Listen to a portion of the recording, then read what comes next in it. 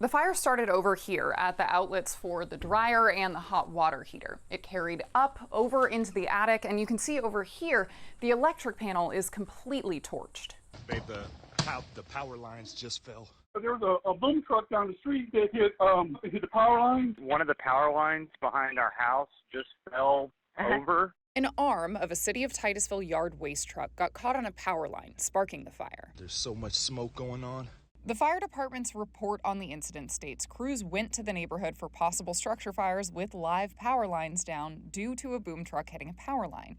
It says multiple homes were affected with burnt outlets, and the cause of the fire was electrical due to a power surge. I can't help but think that it was completely avoidable. Stephanie Morgan says she'd been reaching out about the tilting poles and low-hanging power lines for about 3 years, way before this fire started. And the fact that it was after I had already reached out so many times, the fact that it was our house just feels so cruel and ironic. The two entities involved, Florida Power and Light and AT&T. But what I have reported to both of them in the past is that it was a threat to life and limb. We see the poles sway in the breeze. The power lines are so low you can reach up and touch them. The first thing we did after speaking to Morgan was reach out to FPL to get answers. The agency told me it doesn't own the pole Morgan's been calling about. It leases it from AT&T. So from there, we contacted AT&T and received the following statement.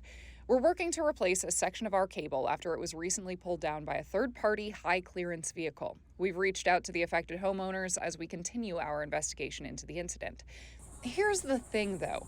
Morgan isn't the only one in that area with this issue. It's getting worse all the time. Frank Mastriani lives a couple streets down from Morgan. He says he's also been reporting a power line behind his house that hangs low enough for someone to touch it. Maybe 7 feet. FPL confirmed to Fox 35 it owns the pole near Mastriani's property. Always assured it was going to get fixed, and it just hasn't. We reached back out to FPL, and we got answers. The agency confirmed they plan to straighten that leaning pole.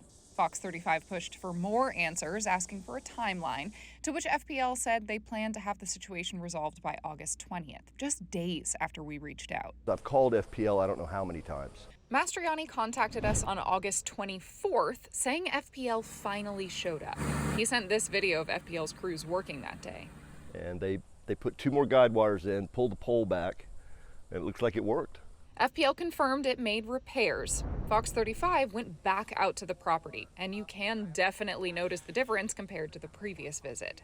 As egregious as that is, as dangerous as that was, it shouldn't have taken having to get the media out here to get them to do something.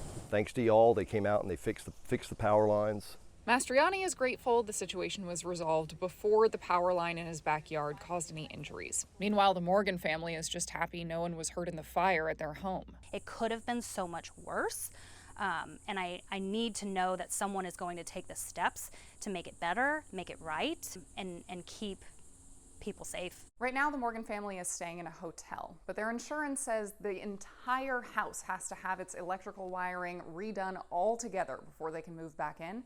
They don't think that'll be ready before Christmas. In Titusville, Marie Edinger, Fox 35 News.